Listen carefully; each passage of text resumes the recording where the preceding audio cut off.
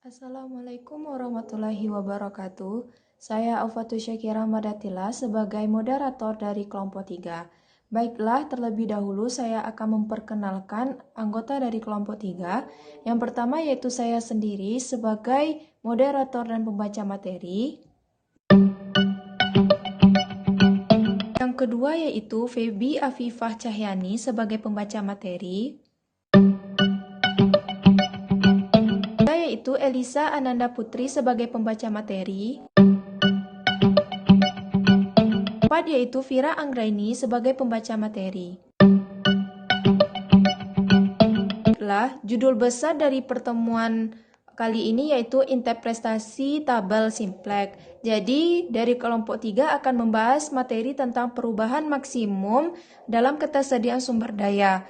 Materi pertama akan dibacakan oleh saya sendiri.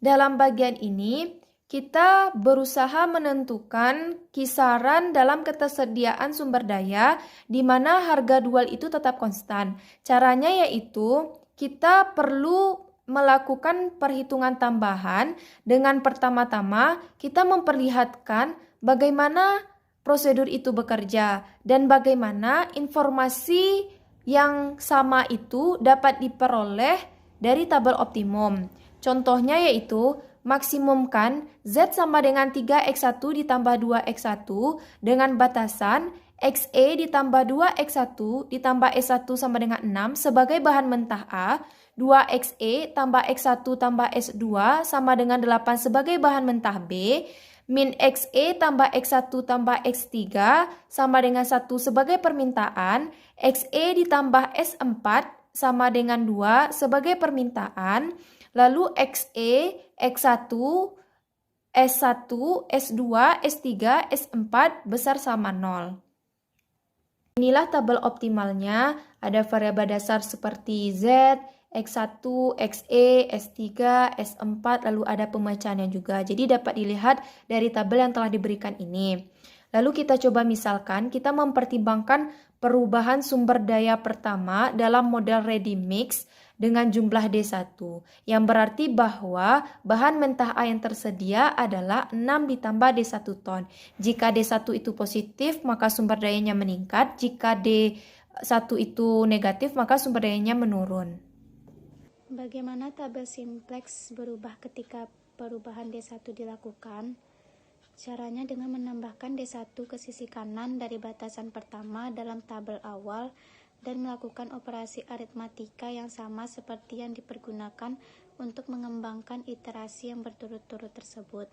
Jika konstanta sisi kanan tidak pernah dipergunakan sebagai elemen pivot, terlihat jelas bahwa perubahan D1 hanya akan mempengaruhi sisi kanan setiap iterasi.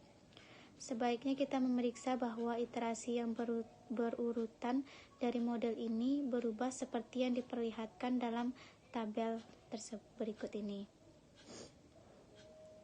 Bisa kita lihat dari tabel, perhatikan bahwa dalam setiap iterasi elemen sisi kanan yang baru terdiri dari sebuah konstanta dan bagian linier dari D1. Komponen konstanta adalah tepat sama dengan sisi kanan dalam iterasi sebelum D1 ditambahkan. Koefisien bagian linier dari dalam D1 pada intinya adalah koefisien di bawah S1 dalam iterasi yang sama. Misal, dalam iterasi optimum, konstanta yaitu 38/3, 4/3, 10/3, 3, dan 2/3 mewakili sisi kanan dari tabel optimum sebelum ditambahkan dari 1/3, 2/3, min 1/3, min 1, min 2/3 adalah koefisien-koefisien S1 di bawah sisi dalam tabel yang sama. Mengapa S1? Karena variabel ini secara unik berkaitan dengan variabel pertama. Dengan kata lain, untuk perubahan sisi kanan dalam batasan kedua, ketiga, dan keempat, kita akan secara berturut-turut menggunakan koefisien di bawah S2, S3, dan S4. Dapat kita simpulkan bahwa perubahan D1 hanya akan mempengaruhi sisi kanan dari tabel. Hal ini bahwa perubahan seperti itu hanya dapat mempengaruhi kelayakan pemecahan. Jadi D1 tidak dapat diubah dengan satu cara yang akan membuat salah satu variabel atau dasar menjadi negatif. Ini berarti bahwa D1 harus dibatasi dalam kisaran yang akan mempertahankan kondisi non-negativitas dari sisi kanan persamaan batasan dalam tabel optimum, yaitu X1 sama dengan 4/3 tambah 2/3 D1 besar sama 0, XE sama dengan 10/3 dikurang 1/3 D1 besar sama 0, S3 sama dengan 3 dikurang D1 besar sama 0, S4 sama dengan 2/3 dikurang 2/3 D1 besar sama 0.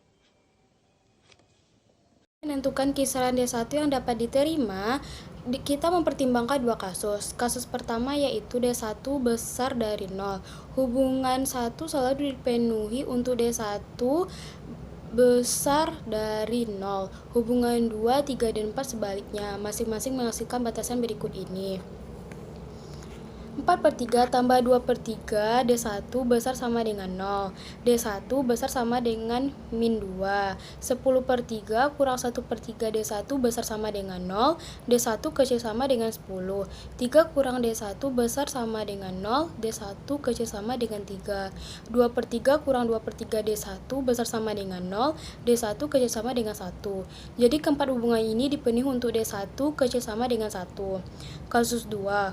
Hubungan 2, 3, dan 4 selalu dipenuhi untuk D1 kecil dari 0, sementara batasan 1 menghasilkan batasan D1 besar sama dengan min 2.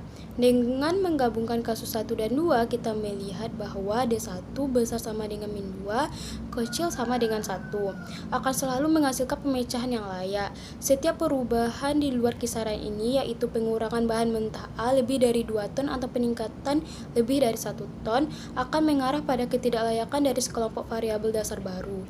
Ini berarti bahwa jumlah maksimum dan minimum dari bahan mentah A di mana harga dual Y1 sama dengan 1/3 tetap berlaku adalah 6 tambah 1 sama dengan 7 dan 6 kurang 2 sama dengan 4 secara berturut-turut.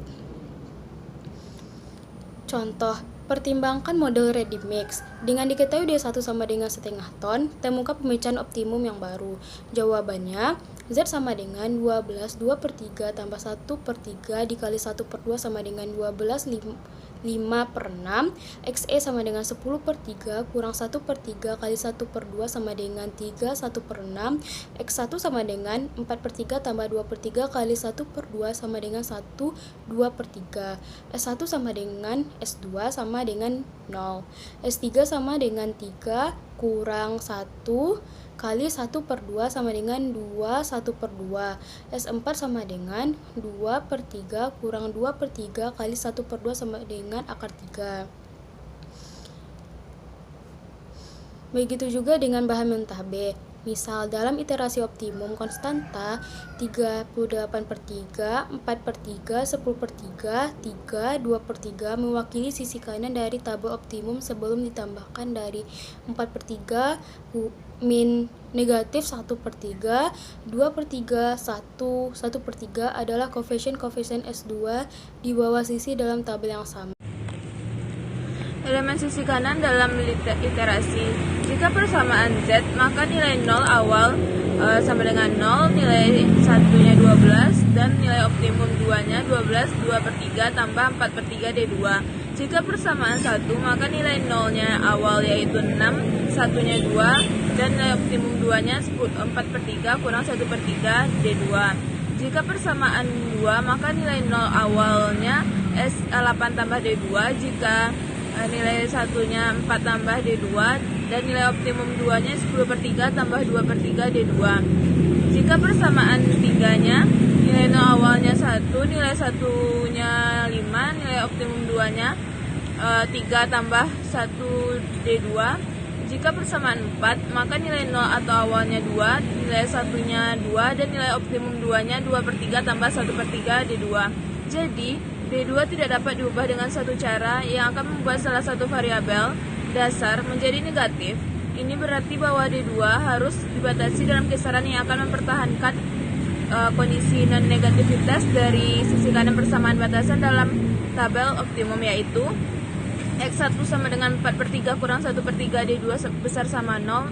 Jika persamaan 1, XE-nya sama dengan 10/3 tambah 2/3 D2 besar sama 0, persamaan 2. S1 sama dengan 3 tambah 1 D2 besar sama 0, merupakan persamaan 3. S2 sama dengan 2/3 tambah 1/3 D2 besar sama 0, merupakan persamaan 4. Untuk menentukan kisaran D2 yang dapat ditentukan, kita mempertimbangkan dua kasus. Kasus pertama yaitu D2 besar dari 0, hubungan 1 selalu diperoleh untuk D2 kecil dari 0. Hubungan persamaan 2, 3, dan 4. Sebaliknya, masing-masing menghasilkan batasan berikut. 4/3 kurang 1/3 D2 besar sama 0 merupakan D2 kecil dari 4, kecil sama 4. 10/3 tambah 2/3 D2 besar sama 0 merupakan D2 besar sama min 5.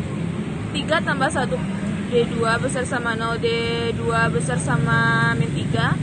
2/3 tambah 1/3 D2 besar sama 0, D2 besar sama min 2. Jadi, keempatan hubungan ini dipenuhi untuk D2 besar sama min 2. Dan pada kasus kedua, hubungan persamaan 2, 3, dan 4 selalu dipenuhi untuk D2 besar dari 0. Sementara batasan 1 menghasilkan batasan D2 kecil sama 4. Dengan menggabungkan kasus 1 dan kasus 2, kita melihat bahwa min 2 kecil sama D2 kecil sama dari 4. Begitu juga dengan D3 dan D4.